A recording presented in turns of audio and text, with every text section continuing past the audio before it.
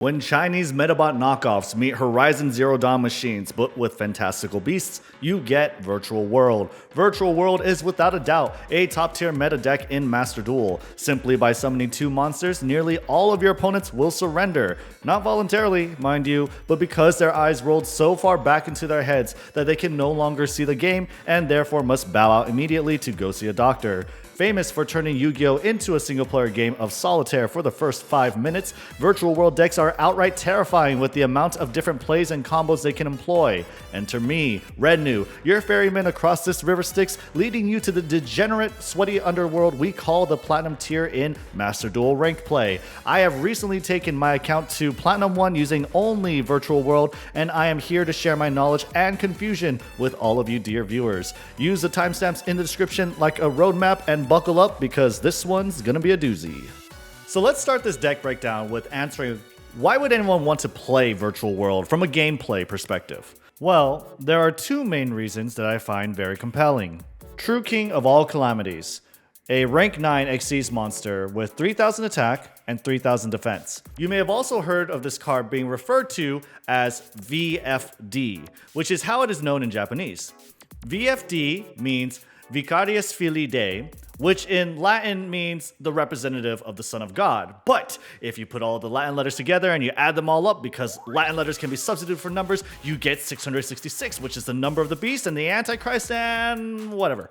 The etymology is very fun and interesting, but we're not going to get into it in this video. That all said, what a powerful name for a powerful card. True King has a once per turn quick effect that says if you pay the cost of detaching 1 material and declaring an attribute, all monsters on the field become that attribute, and all monsters in your opponent's possession with that attribute cannot activate their effects or attack. There are 2 things we need to be very clear on. First, possession is a key word. Any card on your opponent's side of the field and in an extra monster zone they control are considered in their possession. This includes their deck, their extra deck, their graveyard, their banished zone, their hand, etc. everything. The next thing is that those cards with that attribute cannot activate their effects or attack. The attack part is easy to understand, but for newer players, do not confuse True King's ability to prevent activation of effects with negating effects. An easy example to imagine is with Alistair the Invoker. If Alistair the Invoker is normal summoned before the effect of True King is activated and resolved, Alistair will activate and start a chain, then resolve his effect to search invocation. It doesn't matter if you chain True King onto Alistair. True King doesn't negate effects. He prevents activations, and thus if you wanted to stop Alistair, you needed to activate True King's effect before Alistair was normal summoned. In order to prevent the opponent from activating effects from their hand or the graveyard, you must call the right attribute. If you do so, this is very strong against any deck that relies on monster effects, which just so happens to be an overwhelming majority of the meta. You can call Fire against Tri-Brigade decks to prevent Fractal or Kit from filling their graveyard with monsters. You can call Light against Drytron to prevent Ben 10 or Diviner from searching their combo pieces. Or you can call Wind against other Virtual World players to prevent them from getting their tuners on the board. But that all said, it is still very strong even if you don't call the right attribute. Simply because nothing on board will activate, preventing a lot of combos from starting. The obvious weakness to this is that True King can be handled with spell or trap cards, making decks like Sky Strikers be able to handle him relatively easily, so long as they have the right tools in their hand. Okay, so True King is great, and Virtual World decks can make him pretty easily. Sure, but other decks can make True King too, right? While this is true, Virtual World is an archetype that is very consistent and robust. You can play a wide variety of extra deck monsters because their main monster line supports this. Also, once they are set up, even if the opponent manages to break down their board, they have ways to recover. One way they do that can be seen in their boss monster, Virtual World QB Shenshen. Shenshen is a level 9 synchro monster that requires 1 tuner and 1 or more non-tuner monsters to summon. While Shenshen is on the field, any card sent from the field to the grave would be banished instead. This is very strong against decks that rely on their grave for certain mechanics. On top of this, Shen Shen's third effect allows the player to, during their main phase, banish 2 other monsters from their graveyard with different types and attributes from each other in order to special summon Shen Shen from the grave. This makes Shen Shen very difficult to truly remove, because even if the opponent removes her on their turn, Shen Shen can usually come back on the board and keep the virtual world player in the game on their turn. This effect also works well with Xuxia, but we'll cover that in more detail later. Her second effect activates once per turn whenever one of your monsters attacks and allows you to return a banished monster to its owner's graveyard. This effect isn't as impactful, but it has its uses. Alright, so that covers the 2 main reasons why we play Virtual World. Now let's take a look at the primary group of main monsters, which include Lulu, Laulau, Jiji, and Lili. These monsters all function very similarly to one another, but they each have a key difference.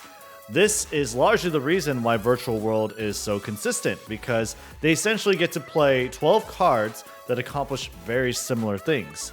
These effects are in 3 parts. 2 parts are exact copies of each other, and the last parts are the key differences I mentioned earlier. Let's break down the similarities of these effects first, then cover the monsters individually. We'll take a look at Lulu so you can see the effect and breakdown of the parts. The first part. Each of these monsters may activate from the hand by targeting a virtual world card on your side of the field. The card you target is important, or rather, the type of the card is important. Because whatever you targeted with this effect, you must send one virtual world card of a different type to the graveyard. So for example, if I target a virtual world monster with this effect, I can only send a virtual world spell or trap from my deck to the graveyard, because those are the remaining types I did not choose. If I targeted a virtual world spell, I can only send a virtual world monster or trap from my deck to the graveyard. You can probably guess what happens if I were to target a virtual world trap. And keep in mind, what you send is very important, and we'll touch on that a little later. Part 2, once you have sent the card to the graveyard, the monster you activated from hand will be special summoned. After they are special summoned, that is where the third part and their key differences come in. We will cover this part 3 when talking about the monsters individually. The very last and final part of their effects simply specify how you can only special summon level or rank 3 or higher monsters for the rest of the turn. This is largely a non-issue in-game and can be ignored. It is more of a constraint you'll have to keep in mind when making your own virtual world decks if you ever decide to do that. So let's now talk about the monsters specifically while highlighting their differences. Lulu is probably one of our best combo pieces. She is a level 3 Wind Psychic Tuner monster. Speaking in general terms, a single tuner is necessary to synchro summon monsters.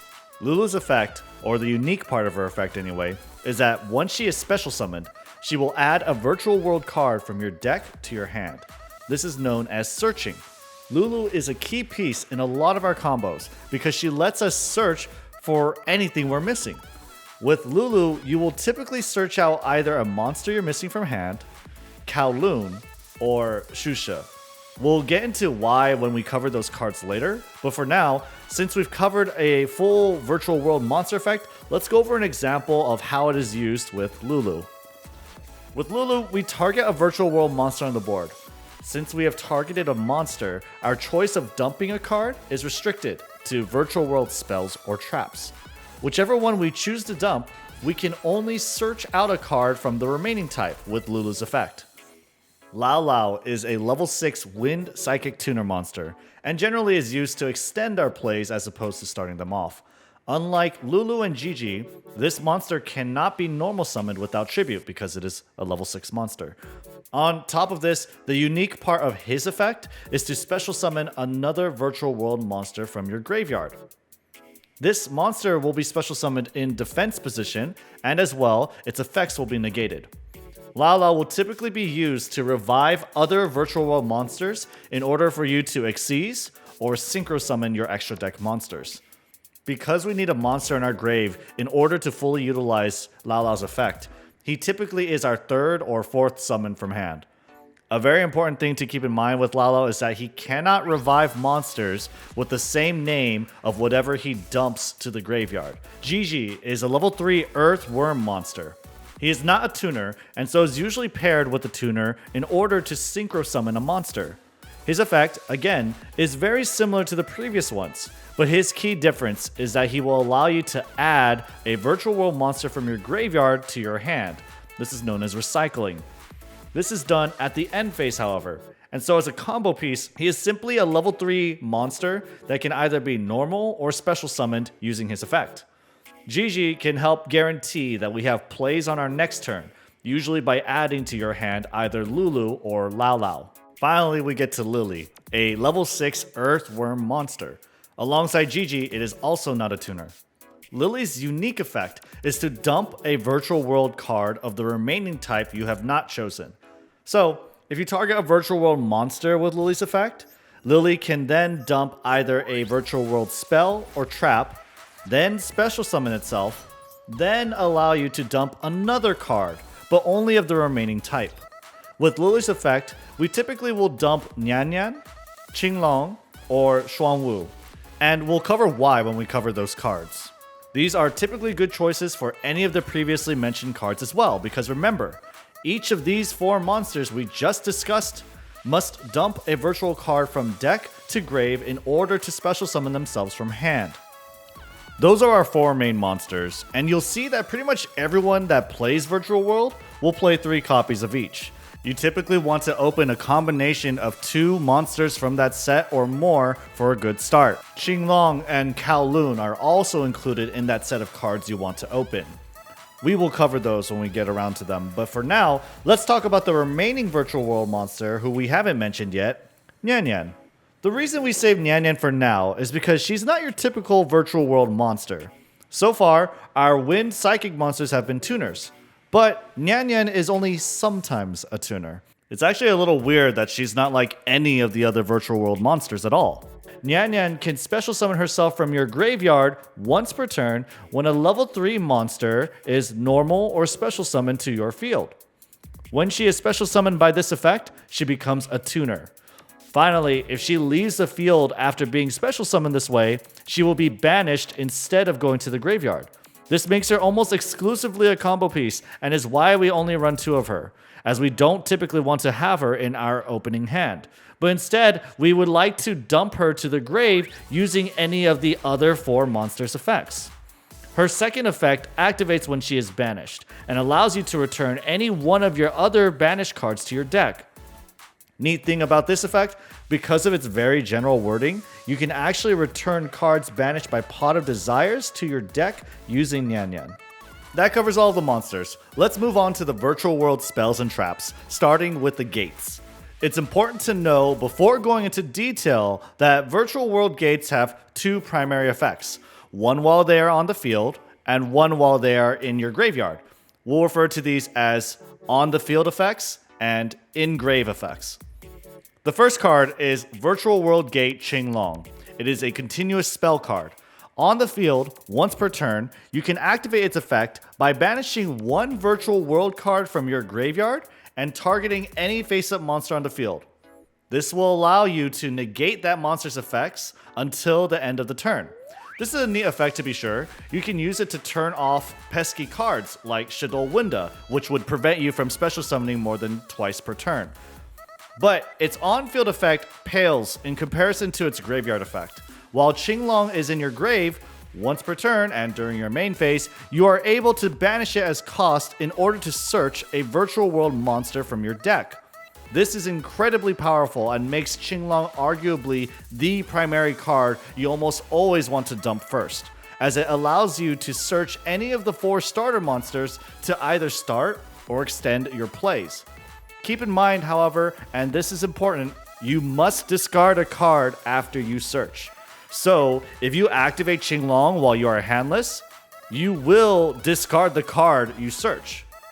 We play 3 copies of Qinglong, and the reason why is because we want to open it alongside one of our starter monsters. Since Qinglong is a continuous spell, it can be activated and be on your board face up, giving your other starter monsters a virtual world card to target so that they can special summon themselves onto your board. This is unlike the rest of the virtual world gates. Since they are traps, we are only able to set them on our turn, activate and flip them face up on the opponent's turn, then target them when the turn comes back to us. There are ways around this, of course, which we will cover a little later. Virtual World Gate Xuxia is a continuous trap card. On the field, once per turn, you can target one face-up card on the field as cost.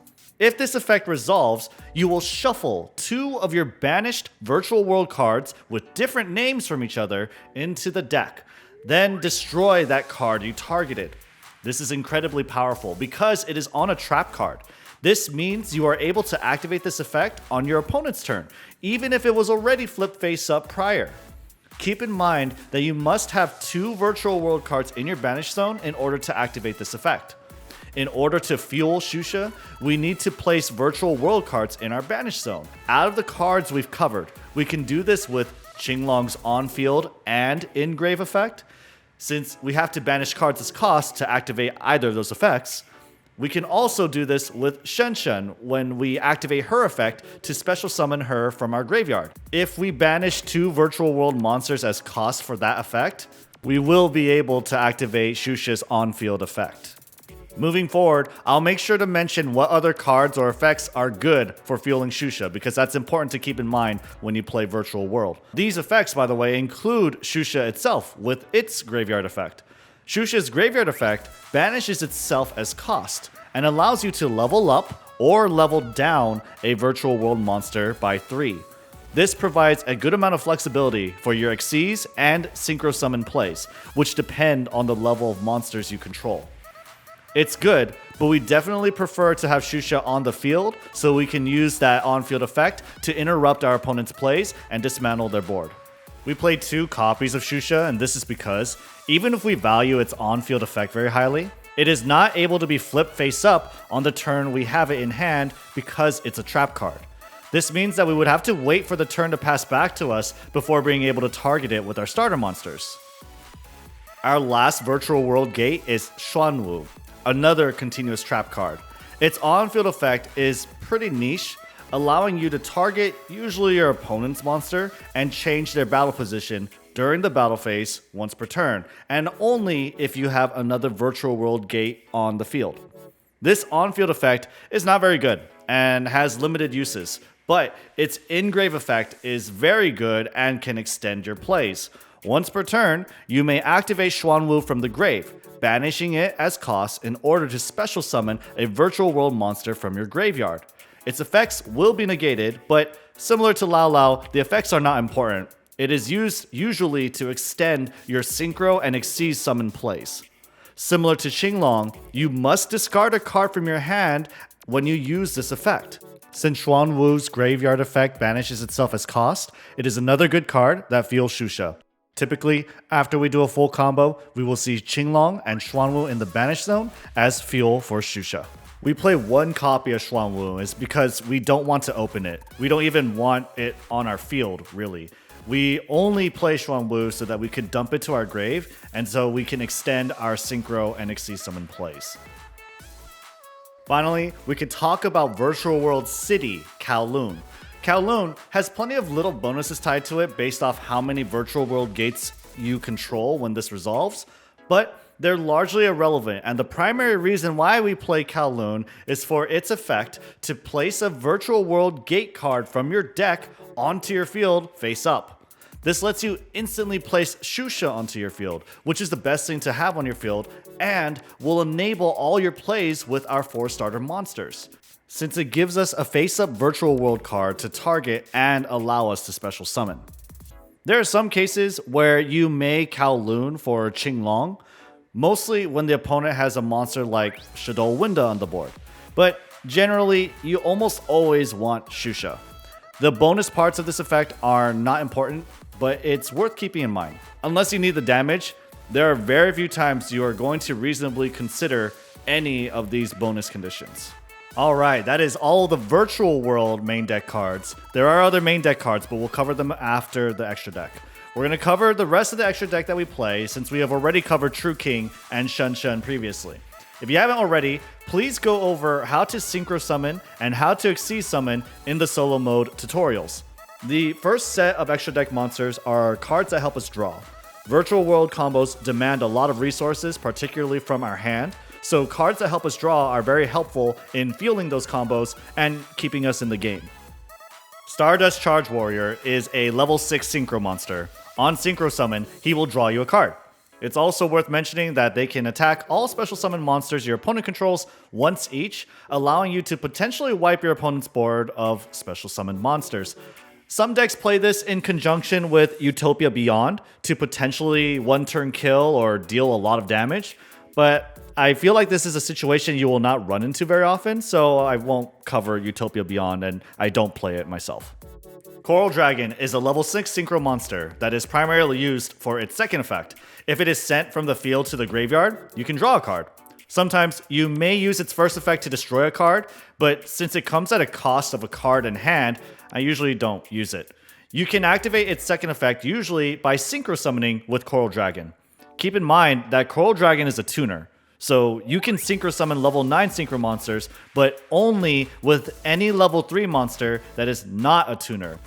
Ravenous Crocodragon Arcthus, we'll just call him Croc, is the last of our draw cards. Similar to Stardust Charge Warrior, when it is synchro summoned, you will be able to draw a card.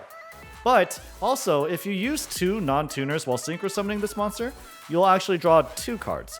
I typically do this a lot with Lulu, Jiji, and Nyannyan if Nyannyan was normal summoned or special summoned by Lao Lao's effect. However, a lot of times you are going to make Croc with either Stardust Charge Warrior or Coral Dragon, and another level 3 corresponding monster. Croc has other uses. He has 500 attack and defense for each card in your hand, so he can pump himself with enough stats to destroy strong monsters by battle. Or we can also consider using his second effect. Since it is a quick effect, it almost works like another Shusha that uses cards from your hand instead of the banish zone. This is decently strong, but also equally costly. Ultimaya Zolkin and Crystal Wing Synchro Dragon are 2 parts of a set. You don't play one without the other.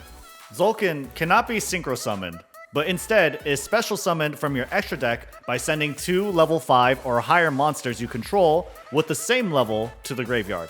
One of them needs to be a tuner and the other needs to be a non-tuner. So it kind of is a synchro summon, but technically it's not, okay? Yu-Gi-Oh! Is all about technicalities, so. Usually, you see Zolkin summoned with Lao Lao and Lili, though of course there are many other ways. Zolkin's first effect is that once per turn, when you set a spell or trap on your field, you can activate its effect to special summon Crystal Wing Synchro Dragon. Also, while you control another synchro monster, monsters cannot attack Zolkin and they cannot target it with effects. This is largely irrelevant, however, since we won't really care if Zolkin stays on the board or not, since we do not play any other synchro monsters that he can summon with this effect. While Crystal Wing Synchro Dragon can be summoned by other means, it is almost always going to be summoned by Zolkin's effect. It is a powerful card, and particularly useful against Nibiru, the primal being. Nibiru can hurt our plays a lot because our combos involve a lot of summoning. Crystal Wing solves that by being able to negate Nibiru's effect, as well as any other monster effects, of course. When it negates a monster effect, it also destroys that monster, and if it does, it will gain attack power equal to that monster's attack. Not only that, but during battle, when it declares an attack against a monster, Crystal will gain attack power equal to the monster it's attacking. One monster that this is particularly useful against is the Arrival, who usually will have a high attack power of 5,000 and is immune to card effects. Since Crystal Wing is not affecting the Arrival, but rather it is just buffing itself with more attack power than the Arrival, we can destroy that card by battle when most monsters can't. Virtual World Beast Juju is the last of our level 6 synchro monsters that we play. Juju has protection against destruction by battle and card effects, while you have 2 or more monsters in your graveyard with the same type and attribute but different names. Juju also has a good once per turn active effect as well. When you pay the cost of banishing 2 monsters from your graveyard with the same type and attribute but different names, you can send 1 card on the field to the graveyard. This is helpful not just for the spot removal, but it is also useful for fueling Shusha. Another useful thing about Juju is that it is a virtual world monster. So if you need to synchro summon your monsters before using Lao Lao, for instance, Juju is a face-up virtual world monster that is able to be targeted with Lao Lao's effect. You wouldn't be able to do this if you synchro summoned your only face-up virtual world monsters for Stardust Charge Warrior or Coral Dragon, for example. Cloud Castle is a very straightforward level 9 synchro monster, has a lot of defense of 3000, but the primary purpose is when you synchro summon this card, it will allow you to special summon another level 9 monster from your graveyard. The other effect usually doesn't matter much because once Cloud Castle special summons that other level 9 monster we mentioned, it is almost always instantly used as Xyz material to summon True King of all Calamities, therefore that part of the effect will never be active. Usually Cloud Castle summons either Shen or the next card we'll talk about. Vermilion Dragon Mech is a level 9 synchro monster. It has a once per turn effect, banishing a tuner from your hand, graveyard, or on the field as cost to destroy a card. If this card was synchro summoned and this card is destroyed by a card effect and sent to the graveyard, it can target one banished tuner and add it back to your hand. So we have spot removal, a way to feel Shusha, and this card floats. It's not only very efficient, but it can also destroy itself as part of a combo with Lulu or Laulau. We'll cover this combo in more detail in a later section, but for now let's go ahead and talk about our Xyz monsters. Totem Bird is a rank 3 Xyz monster that can only be summoned using 2 level 3 wind monsters. I'll be honest, this is an unconventional choice. I have looked this up and have not found a single deck to play this, but hear me out. I play this card simply out of spite for all the players who have Raigeki'd or otherwise used a spell or trap to remove my True King. That is literally the only reason. Totem Bird's quick effect is only activatable in response to a spell or trap card activation, and if you pay the cost of detaching its 2 materials, it will negate the activation and destroy that card. I usually pair this alongside True King to protect it from spell cards that destroy or try to chain onto and negate his effects. So far, it hasn't failed me. Its weak point definitely is its low attack stat, but with True King and Totem Bird, it is very unlikely your opponent can do anything substantial on their turn, and thus they'll try and pass it back to you. This is an ideal outcome from your turn 1 setup, and I personally think Totem Bird facilitates that. By the way, keep in mind that Totem Bird is only able to be made using the 2 level 3 wind monsters. So this is Lulu and Nyannyan typically, but remember that I do pair this card with True King, who has an effect to change all cards on the field to the wind attribute. Since the last card was a personal choice, I will mention the card I cut for Totem Bird, and that is number 75, Bamboozling Gossip Shadow. Remember, I don't play this card, but I do think it's good. Bamboozling is another rank 3 Xyz monster. His quick effect can only be activated once per turn and in response to an opponent's monster effect activation. By detaching 2 materials, Bamboozling will change that effect to both players draw 1 card, basically negating monster effects that start a chain. I personally think this isn't that necessary with True King. Since True King can prevent activations of monster effects, I thought Bamboozling space could best be used for coverage on spell and trap negation, so I opted for Totem Bird instead. The Phantom Knights of Breaksword is our last rank 3 Xyz monster. We only play this card for its first effect, since the second effect only matters if we play Phantom Knights, which we don't, so we're going to ignore it.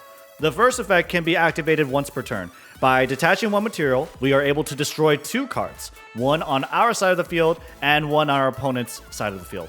There must be 2 cards on both sides of the field in order to activate this effect, so be careful to not accidentally use it when Breaksword is the only card on your field, since then you would be forced to destroy Breaksword, which is perfectly fine sometimes, just don't do it accidentally. While it sounds like an even trade, we actually can benefit from destroying our own cards. Destroying our virtual world gates will allow us access to their in-grave effects.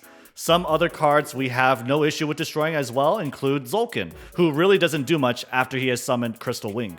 Breaksword is an excellent source of spot removal, and unlike the other cards we mentioned, the cost is much more preferable to discarding 1 or 2 cards. Constellar Ptolemy M7 is our first rank 6 Xyz monster. It has a powerful and very versatile effect.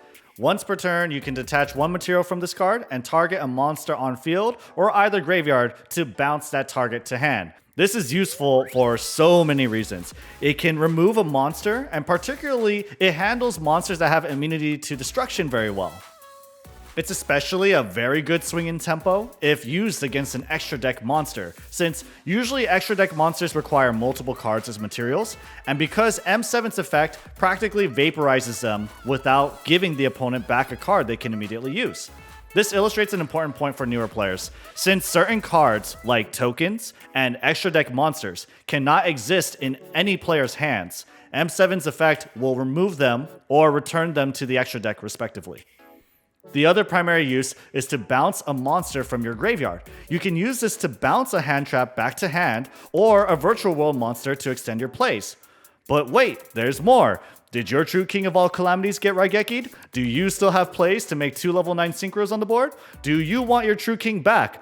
Murasakali, with your inclusion of M7 in your extra deck, you can return True King back to your extra deck, special summon it, and lock your opponent out from playing Yu-Gi-Oh! All over again. There's also the option of bouncing back a card from your opponent's graveyard to their hand, but that's usually not very good, don't do that. Virtual World Phoenix Fan is our last rank 6 Xyz monster, and also the last Virtual World extra deck monster we will be talking about. This is a very useful card, and particularly against Eldritch. Once per turn, you may detach 2 materials from this card to banish 1 face-up card of your opponent's on the field, and as well 1 card in either graveyard. So, if your opponent has an Eldritch on the board and in the graveyard, Fan is the perfect answer to that. And if that wasn't enough, if Fan is destroyed by battle or card effect, it will float or replace itself by special summoning 2 other virtual world monsters with the same type and attribute from your deck. Keep in mind that Fan will only float if your opponent is the one who attacks or destroys Fan. So don't expect to use Fan as a combo piece, just more as an answer to certain decks that also gives you a good way to stay in the game. And for our last extra deck monster, we have Zeus. And y'all know why we play this card, so I'm just kidding. The reason why Zeus is played is because he doesn't actually require 2 level 12 monsters to make. If you battle with an Xyz monster this turn, you are able to slap Zeus on top of an Xyz monster of yours to control the board. Zeus can detach 2 materials to send every card besides itself to the graveyard. And the best thing about that is it's a quick effect. So even if your opponent doesn't have anything on the board now when you make it, you can use Zeus and activate his effect at the right time to disrupt your opponent's plays. Make sure that whichever Xyz monster you slap Zeus on top of has at least 1 material under it before making Zeus, since his effect does require 2 materials. There's not much to say about his second effect. It doesn't come up. That's all for the extra deck monsters. Unlike a lot of other decks, Virtual World decks do not usually play duplicates because they'd rather have access to more tools. They actually suffer from a spacing issue because there are plenty of other monsters we could include, like Bamboozling, Jaja, Gaia Dragon, Chaofeng. Their list goes on, and practically any level or rank 3, 6, or 9 monsters are fair game. But this video might actually double in length if I covered all of them, so I will not be covering them, and ask that you do your own research to see if these fit what you want to do better. Let's move on to the rest of the deck, and then we will go over a handful of useful combos. We're going to go over this very quickly because the reason why we play most of these cards are pretty straightforward. First, we'll cover the hand traps. We play 3 copies of Ash Blossom. This is a card we can discard from hand in response to our opponent activating an effect to add a card to hand, special summon from their deck, or send a card from their deck to the graveyard. It is able to stop plays and combos outright if used correctly. A good rule of thumb is to use this against monsters that are normal summoned, but it really depends on what deck you are playing against. Ash Blossom also has a decent perk in Virtual World in that it is a level 3 tuner, and so you could even normal summon Ash in order to activate Nyannyan's effect from the graveyard to special summon herself. We play 3 copies of Maxx. We'll usually activate and discard this card from hand on our opponent's turn whenever they special summon, allowing us to draw a card each time they continue to do so. It puts the opponent in a worse position, since if they continue with their cards or plays, they will have to deal with potentially giving you the cards you need to properly answer their board. We play 2 copies of PSY-Framegear Gamma, and 1 copy of its buddy PSY-Frame Driver. Driver is a normal monster whose sole purpose is to just pair alongside Gamma. Gamma is not used in every deck, but since we play Psychic cards, we have more incentive to include him, which we'll cover later. Gamma is a hand trap that can only activate when you have no monsters on the board in response to an opponent's monster effect activation. If allowed to resolve, Gamma will special summon itself, special summon his buddy Driver from your deck, hand or graveyard, negate that card's activation that he responded to, and also destroy that monster. During the end phase, he will banish himself and Driver, but that really usually doesn't matter. This is great to either disrupt your opponent's plays that depend on monster effects, but it's also great to protect your plays. For example, if you activate Lulu from your hand to special summon herself and search a virtual world card, this effect can be chained onto by an opponent's Maxx to draw, or they could also use Ash Blossom to stop Lulu from special summoning herself. Gamma can protect your plays by being able to respond to those cards we mentioned, negate their effects, and also provide you with a free level 6 monster from your deck. Foolish Burial Goods is very simple. We play one copy, some people play two. Activating it allows us to dump one spell or trap to the grave, giving us access to the in-grave effects of our virtual world gates. You'll typically see this being used for Qinglong or Xuanwu, or really whatever you're missing. We play two emergency teleports, which are also called E-Tellies.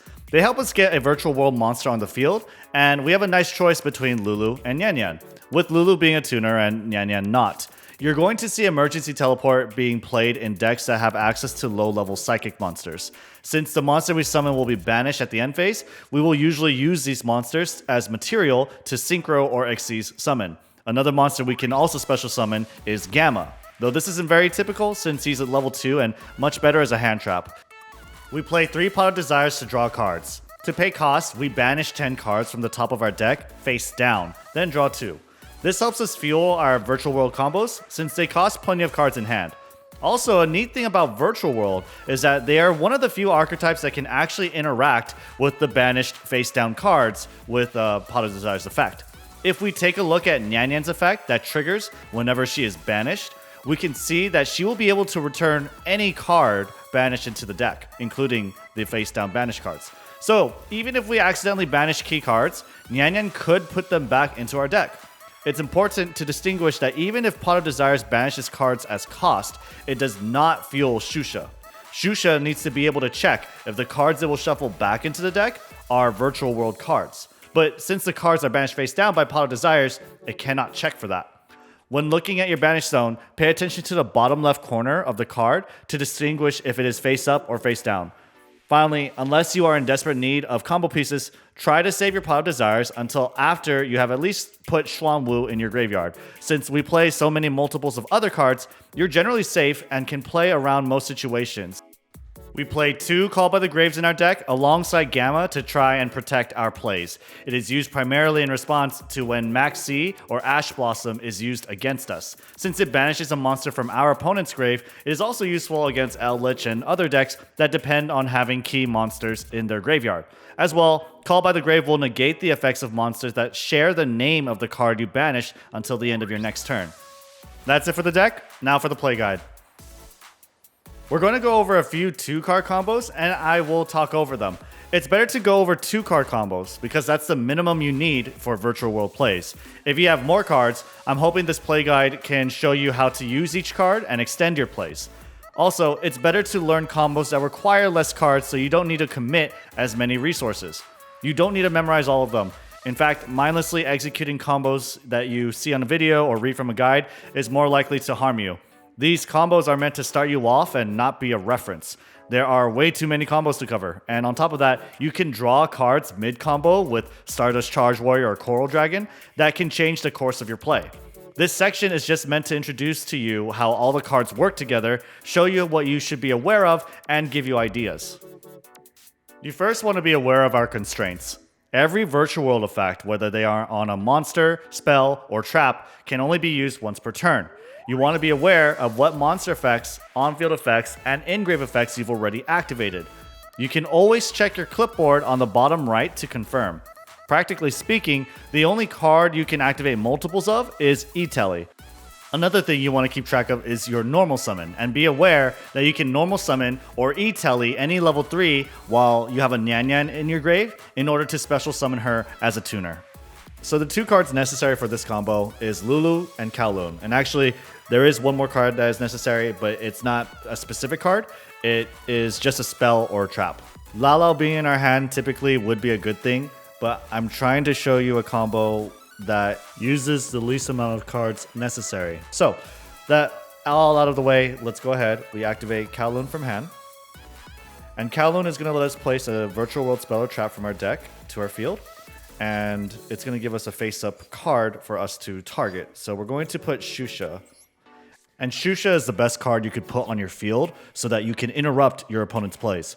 You could put Qinglong for more setup and a bigger combo, but we'll go over that next.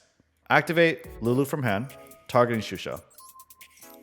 From here, we are going to send Qinglong. Special summon it. And then we're going to add to hand Lili. Lili will activate from hand and target Lulu. And this is so that we could send a spell and a trap to the graveyard. In this case, we're going to send Shusha. And we are going to send Qinglong. And this Qinglong, the second one, is just going to be there for our next turn because we can only activate one Qinglong per turn anyway, right? But for now, what we're going to do, we're going to banish Shusha.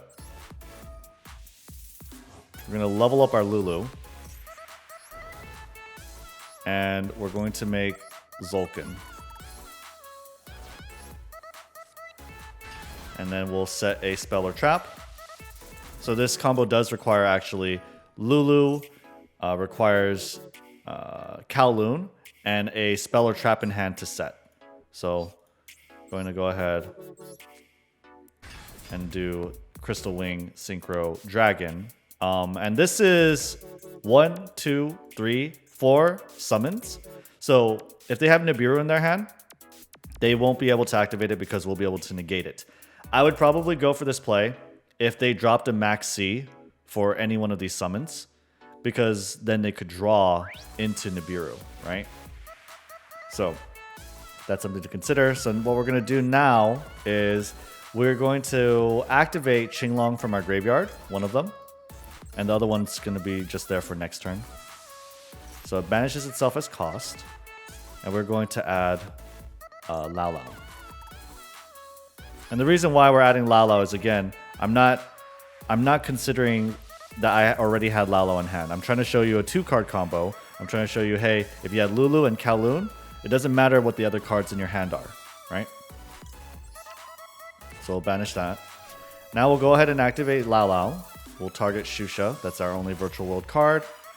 We'll send Nyannyan. Special summon Lao Lao. Special summon Lulu.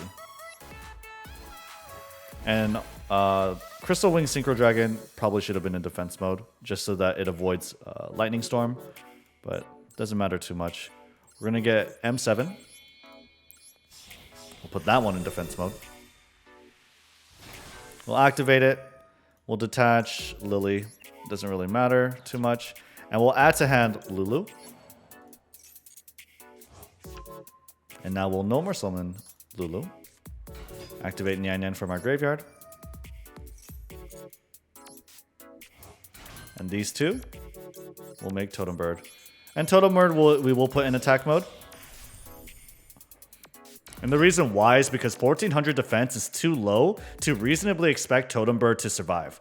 Our opponent could normal summon a monster, run over Totem Bird by battle, and play, you know, whatever threatening spell they want. They could play Lightning Storms, Raigekis, or, you know, if you're playing against Sky Strikers, Widow Anchor, etc.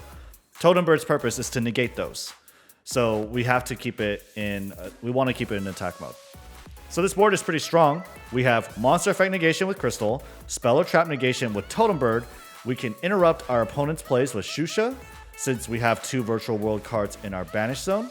And on our turn, we can activate M7 to handle our opponent's monsters, or start our plays by recycling a Virtual World monster to hand. So for this combo, we only need Lulu, Qinglong, and a spell or trap to set. First, activate Qinglong. Activate Lulu in hand, sending Shusha to grave. Special summon Lulu. And we get to add a monster because we set a trap. We add Lili. Lili, we target Lulu. And that way we could send a spell and a trap to the grave. We'll send Qinglong for the next turn. Here we go ahead and not special summon those. We use Shusha to level her up, Lulu that is, to level 6, and we'll make Zulkin. This is going to make our combo Nibiru proof. We set a spell or trap. Doesn't have to be Shusha, it could be any spell or trap. The Xuxia's nice. We get Crystal Wing Synchro here. We banish Qinglong from our graveyard so that we could search a virtual world monster. Keep in mind we will have to discard a card. So I'll discard Qinglong here because it's inconsequential. We will never use that Qinglong in this demonstration anyway. Activate Lao Lao in hand, targeting Qinglong. We'll send Jiji to graveyard. I know I have Jiji in hand. It's not relevant to this combo though. I'm trying to show you least cards, right? We'll make M7 with the Lili that we revive with Lao Lao. Activate M7's effect. Doesn't really matter what we detach here. We'll add Jiji. Jiji can go ahead and activate, targeting Qinglong, our only virtual world card on the board. And we're going to send Nyannyan. From here, we can Xuanwu. Activate Xuanwu, banish itself. Special summon Lulu. And that's going to let us special summon Nyannyan. And we had to discard a card for Xuanwu. Just keep that in mind. And from here, you could do Stardust Charge Warrior, draw a card, and make Shen Shen, which is great. And, you know, case in point there, I drew an Ash Blossom off this, right? Which is super, super nice, right? To end my turn with. Nyannyan activates in my banish zone. I return Xuanwu, so next turn I can dump Xuanwu and use it again. And now I have 3 cards in my banish zone. I have Zolkin, Crystal Wing Synchro, M7, Shen Shen, and Qinglong. So from all this, not only do we have our board, we have Qinglong in our graveyard to search a virtual world monster next turn. When we end the turn here, I didn't record it, but since we activated Jiji earlier, we will get to recycle a virtual world monster. Typically, this is going to be Lulu because we'll be able to search any monster we want. If you noticed, we didn't have to go Shen Shen. But it's nice too because we can get a draw out of the Stardust Charge Warrior we used to make him. That said, if you wanted Spell or Trap Negation instead, you could have made Totem Bird with Lulu and Nyannyan and just leave that Jiji on the board. Shen Shen is still a great choice because even if your opponent manages to destroy all of your monsters, Shen Shen can revive itself on your next turn. And that's the strength of Shen Shen, is that it's hard to permanently remove Shen Shen from your opponent's perspective. Last thing I want to make clear is to not play like my demonstrations. I'm ignoring my cards in hand to show you a combo requiring the least amount of cards. In regular play, you don't want to exhaust all of your resources like when I basically had all 3 of my Qinglong in my graveyard. Try to make sure there's always at least 1 copy of Qinglong in your deck because dumping it is very important.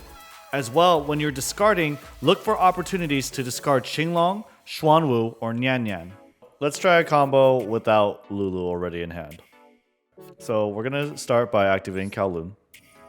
We're going to get Xuxia out. And the reason why we want a trap, not only is Xuxia the best card, but remember, okay, so this combo is with Kauwloon and Lili. I'm ignoring every other card in my hand, okay? I do need discards for the combo, but I'm ignoring their use. I'm not reviving them, nothing.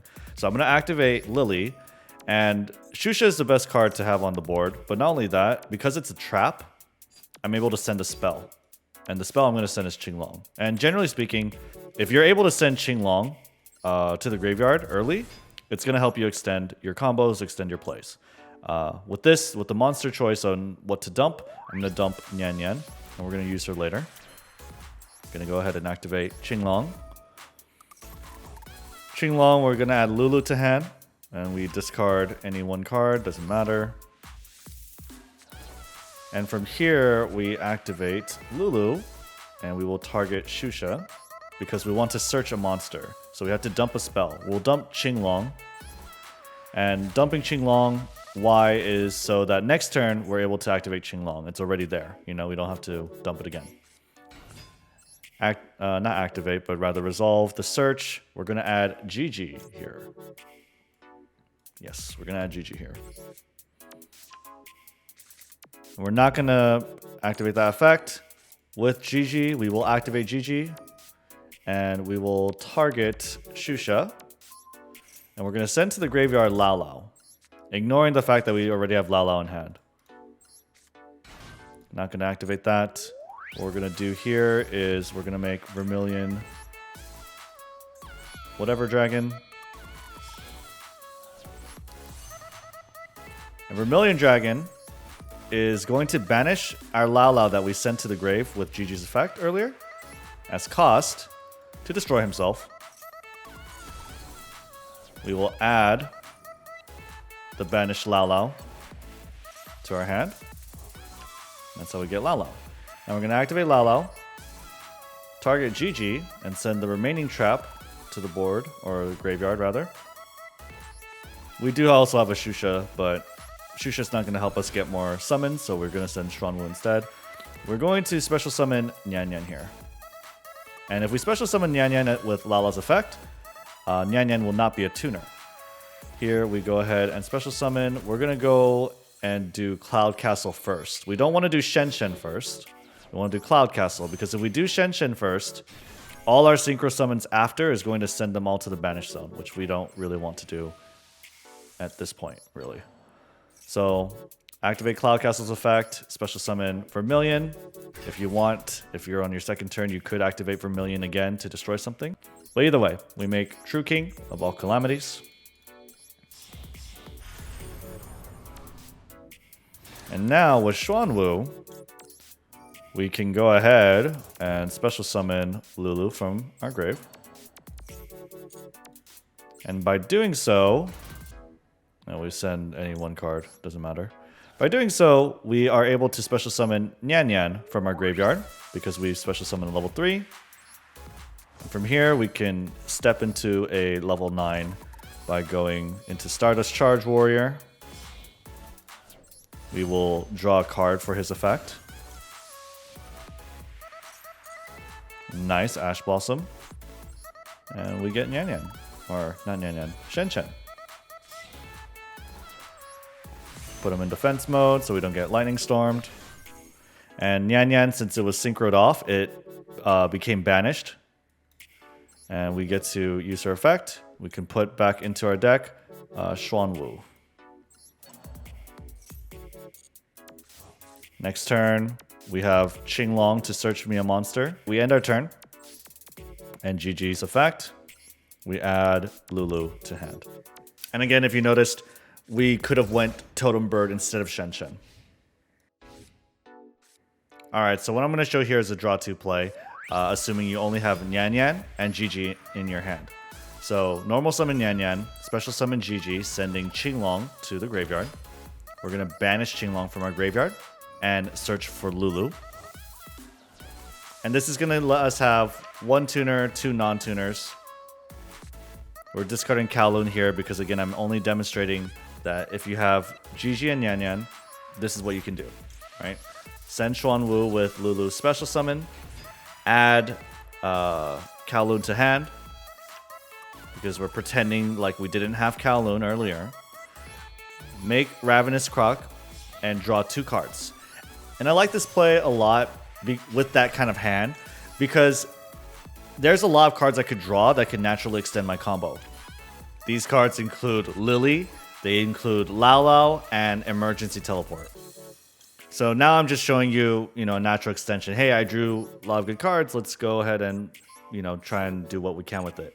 I think with that Kauwloon, I definitely could have just went for Qinglong because I had Shusha in hand. I was thinking, hey, I could activate the Xuanwu in my graveyard and discard the Shusha kind of like naturally. On top of that, when I special summoned Lao, I definitely could have just sent Qinglong too. I would probably suggest going with that. And so here we make Shen. We have 2 level 9s on our board. We're going to make True King with that. And I think what I do next is I activate Xuanwu in my graveyard to special summon Lulu. Lulu is special summon because, and since she's level 3, Nyannyan will be able to special summon herself, allowing me to have 2 level 3 wind monsters to make Totem Bird. I will have monster effects being able to be turned off, the activations of them anyway, with True King. I can negate 1 spell or trap with Totem Bird. I have ways to interrupt my opponent's plays with Shusha. And I was able to keep the Ash Blossom in my hand. And yeah, that's about it. I mean, there's definitely something I could have done better with that combo, but it doesn't really matter all that much. All right, so these are my last notes here. Obviously I could not go over all the combos. There are so many, and if you've seen my hands in those demonstrations, I could have either done more, or I didn't need to dump or search for certain cards because they were already in my hand.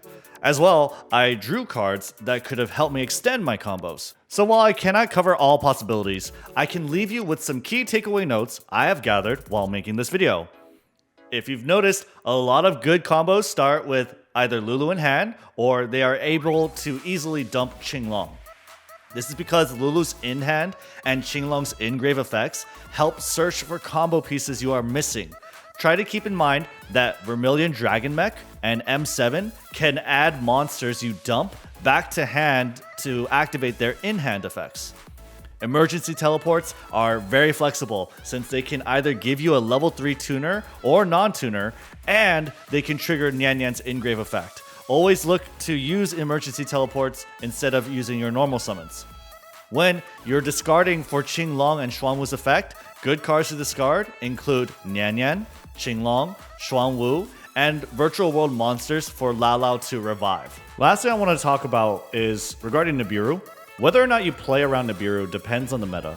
After looking at your hand and assessing that there are two possible plays, one with Crystal Wing before the 5th summon and a stronger play without Crystal Wing, your decision is going to be based off the meta. Whether you are playing in ranked or in tournaments, I would say that if there is a reasonable expectation that people are playing 3 copies of Nibiru, to choose the Crystal Wing play even if it is weaker. In the current meta, I believe Nibiru is mostly played at 1 or 0 copies, and in this context, I think going for plays that focus on getting True King out is better. Yes, there will be some games you will lose because you got Nibiru, but I think you will win more games going for it than not. I know that I didn't cover going second scenario specifically, but honestly, I think it's much better to go over that in gameplay commentaries because they are very matchup specific. Let me know in the comments what kind of matchups you'd like to see, and I'll try my best to get footage for it.